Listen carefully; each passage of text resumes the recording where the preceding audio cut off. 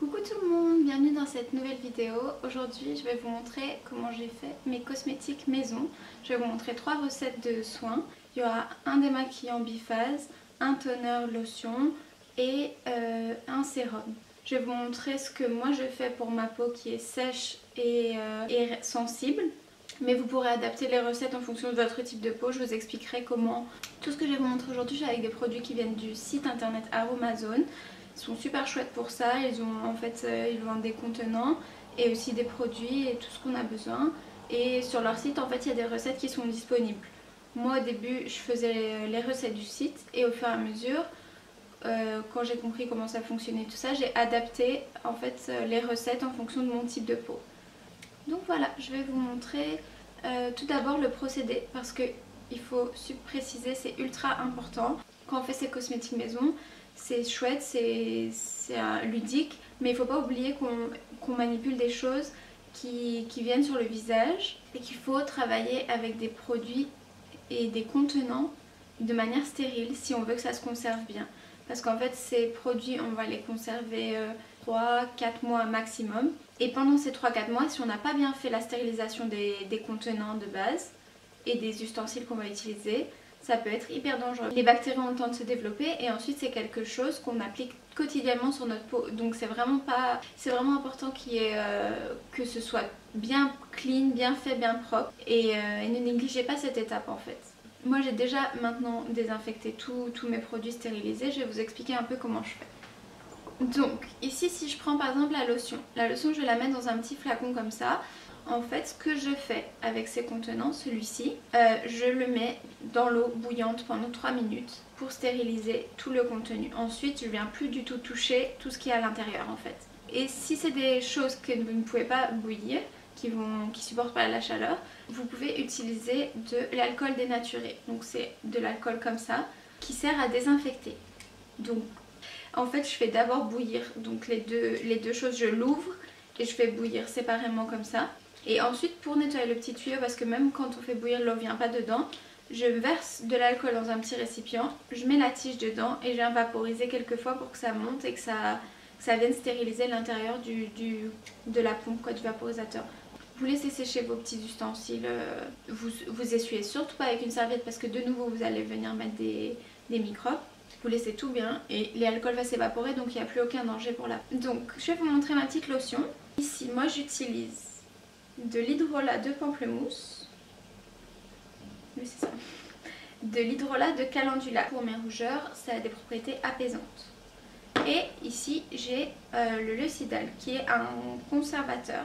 Donc vous voyez voir, antibactérien et fongicide. Donc c'est ça qui va permettre que des bactéries ne se développent pas dans vos produits. Ensuite j'utilise ceci, donc une éprouvette graduée que je fais aussi bouillir avec les autres.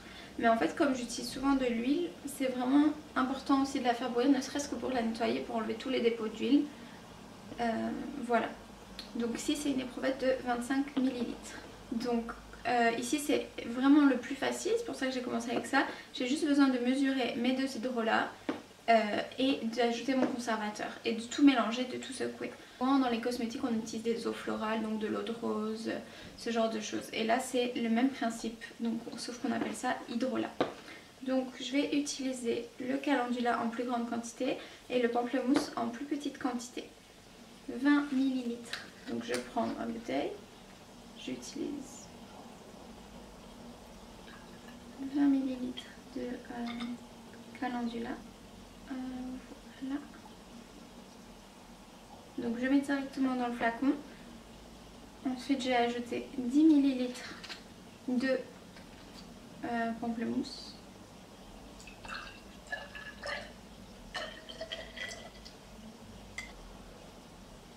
C'est un petit flacon de 30 ml. Donc voilà. Il faut surtout pas oublier le conservateur. Donc ici par rapport à la quantité que j'ai, je vais mettre 25 gouttes.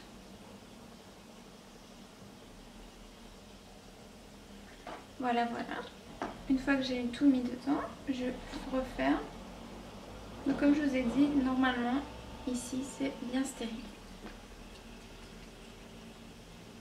Voilà.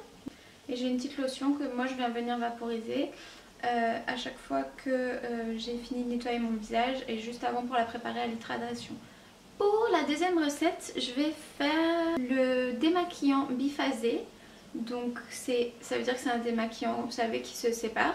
Donc c'est en fait la raison pour laquelle il se sépare, c'est parce qu'il est à base d'huile et à base d'eau, qui se mélangent pas. Mais dès que vous allez secouer, vous allez pouvoir vaporiser et avoir un petit peu des deux. Et en fait, ça permet de venir démaquiller. Pendant un temps, j'ai essayé de me démaquiller avec de l'huile pure et c'est bien, mais après c'est assez dur à enlever si on se nettoie pas le visage vraiment à l'eau, etc. à chaque fois. Et moi je le fais pas, je me nettoie pas le visage avec des produits moussants tout le temps, et je trouve que l'huile ça a tendance quand même à rester fort ou à boucher les pores. Donc c'est pour ça que j'utilise pas des démaquillants que à l'huile, et je trouve la combinaison de l'huile et l'hydrolat ça donne une bonne texture qui reste pas grasse ni en surface et qu'on peut rincer facilement après. Pour cette deuxième recette démaquillant, j'ai ici un flacon pompe comme ça. Il est encore un peu mouillé, mais c'est de l'alcool, c'est pas très grave, ça va s'évaporer. Donc ici j'utilise de l'huile d'abricot qui est super bien pour le teint, ça donne un joli teint. De l'aloe vera qui est purifiant et apaisant. Et de l'hydrolat de Achillée, je sais pas comment on dit. Achillée millefeuille, qui est bien pour les irritations et qui a aussi des propriétés purifiantes. Ce qui est chouette avec ce genre de recette, c'est que ici, là par exemple, vous voyez que j'ai une base d'huile végétale et un hydrolat. Dans la recette précédente, on avait 2 hydrolats. Ce que vous pouvez faire, c'est vous regardez quel type de peau vous avez. Donc par exemple, vous avez de l'acné ou une peau vous avez besoin d'une peau équilibrée, tout ça. Vous pouvez regarder quels hydrolats ont des propriétés purifiantes, des propriétés pour équilibrer le pH, etc. Et vous utilisez ces hydrolats.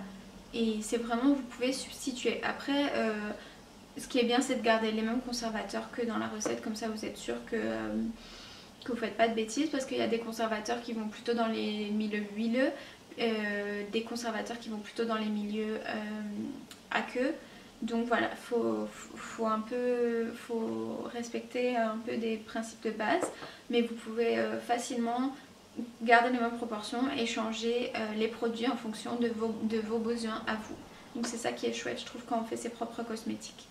Donc d'abord on va prendre notre hydrolat, ensuite on va mélanger nos 2 huiles et ensuite le conservateur. Vous pouvez également ajouter à chaque fois, je crois qu'ici dans la recette d'origine il y avait des extraits aromatiques, donc juste pour parfumer. Mais moi ici j'en utilise pas, je trouve que les huiles et l'hydrolat ça sent assez bon. Maintenant si vous trouvez que ça sent pas très bon, c'est vrai qu'il y a des huiles qui sentent pas spécialement bon ou que le mélange est pas très chouette, vous pouvez toujours ajouter de l'extrait aromatique, je crois qu'ils s'appellent ça, sur leur site c'est dans extrait aromatique. Et alors vous pouvez trouver pommes, tout ce qui est à base de fruits, de bananes, fruits de la passion, etc. Mais bon, moi je trouve que c'est pas nécessaire dans mon cas. Et dans cette recette, il y a donc le conservateur qu'on utilise, c'est les extraits de pépins de pamplemousse. Oui, donc c'est un conservateur, parce qu'en fait celui que j'ai utilisé précédemment, le Lucidal, c'est un conservateur qui marche que dans l'eau, et là on a de l'huile, donc ça ne convient pas. Et on utilise de la vitamine E qui a des propriétés hydratantes et qui est chouette pour les peaux sèches. Elle est antioxydante et ils disent qu'elle évite aussi le rancissement des produits apparemment. Donc ici je vais prendre de l'hydrolat Achillée millefeuille, 25 ml. Une fois que j'ai ça, je vais le transvaser dans mon petit pot. Ensuite, donc si jamais vous voulez ajouter des arômes, c'est à ce moment-là qu'on va le faire, parce qu'on va ajouter les conservateurs et les parfums. Je vais faire 10 gouttes. Donc après, moi je prépare ici un flacon de 50 ml. Si vous voulez plus de quantité, vous pouvez augmenter les quantités en proportion. Mais moi je préfère faire des petites quantités, comme en fait dès que c'est mélangé ça se conserve moins, et donc moi je préfère faire des petites quantités et en faire plus souvent. Mais après ça dépend de l'utilisation que vous en faites aussi. Une fois que j'ai mis les conservateurs, je vais prendre des huiles végétales. Donc ici j'ai aloe vera et abricot. Je vais les mettre en proportion égale, 12 et 12 ml. Donc commençons par ça.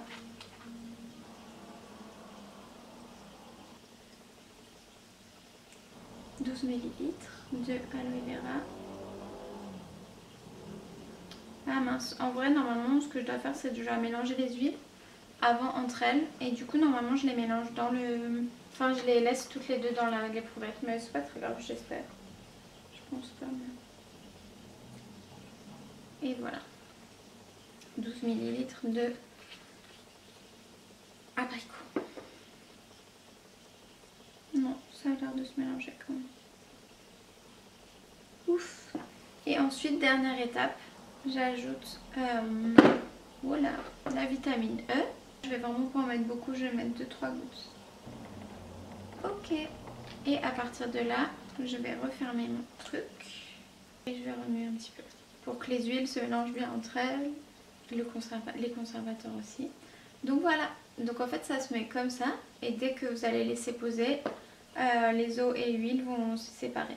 Si se séparent avant la fin de la vidéo, je vais vous montrer. Normalement oui.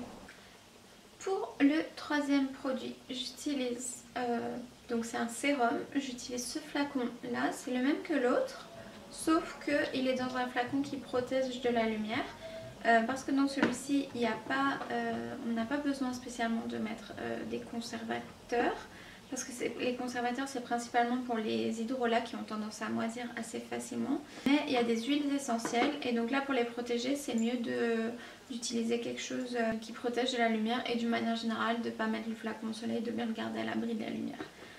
Donc ici j'utilise comme base une huile, j'utilise de l'huile d'amande douce, donc qui ici disent adoucissante et protectrice, donc pour les peaux fragiles, donc c'est parfait pour moi. Vous pouvez substituer à n'importe quelle huile qui correspond à votre peau. D'ailleurs toutes les huiles que j'ai utilisées dans les autres recettes pourraient aussi convenir. Mais par exemple l'aloe vera, comme c'est une huile, comme c'est pas une huile mais un macérat huileux, elle est moins riche. Et là comme on a un sérum, on cherche quelque chose de bien riche, donc l'huile d'amande douce est parfaite pour ça. Ensuite dans cette recette il y a un actif cosmétique, donc ici moi j'ai pris la squalane, donc tout est végétal. Ah oui j'ai oublié de préciser, sur le site de Aromazone ce qui est aussi chouette c'est que tout est végétal et non testé sur les animaux. Ici en huile essentielle j'ai pris la myrrhe qui a aussi des propriétés apaisantes et énergisantes. L'huile de géranium qui a des propriétés toniques. De nouveau ici comme il n'y a pas de conservateur on va utiliser juste un antioxydant, la vitamine E. Et donc la squalane je vous ai dit, l'amande douce je vous ai dit, donc c'est bon, on peut y aller. Donc ici j'ai un flacon de 30 ml, un peu pour laisser de la place pour les gouttes, je vais mettre 27. Voilà, c'est une pipette, une éprouvette de 25, j'ai mis j'ai imaginé qu'il y avait 2 petits traits supplémentaires, j'ai mis jusqu'à 27. Donc on peut voir que c'est une huile qui est très épaisse et donc riche. Hop. Voilà, donc ici j'ai ma base d'huile. Dedans je vais venir ajouter les autres au fur et à mesure. Donc on va commencer par la squalane, l'actif cosmétique. 50 gouttes. Voilà. Ensuite je vais ajouter mes huiles essentielles. Je vais mettre 5 gouttes de chaque. Et vous voyez j'en fais super souvent. Autant les huiles et les hydrolats je rachète, mais alors les huiles essentielles, les conservateurs et même l'actif cosmétique, ça fait 1 an et demi que je fais ma propre cosmétique et ça je l'utilise à chaque fois dans mes sérums, même si j'ai changé les huiles, et il est pas encore vide quoi. Donc l'huile essentielle de myrrhe également 5 gouttes. Et j'ajoute comme tout à l'heure 2 gouttes de vitamine E pour la conservation. Donc une fois que j'ai mélangé tous mes petits actifs, je referme et je secoue. Ce qui est cool c'est que voilà, vous pouvez choisir tous vos huiles, vos huiles essentielles. Bon les huiles essentielles il faut faire attention aussi. Parce que certaines, bon déjà il ne faut pas utiliser pur, mais certaines même utilisées pour même la peau ça peut brûler, donc il faut faire super attention.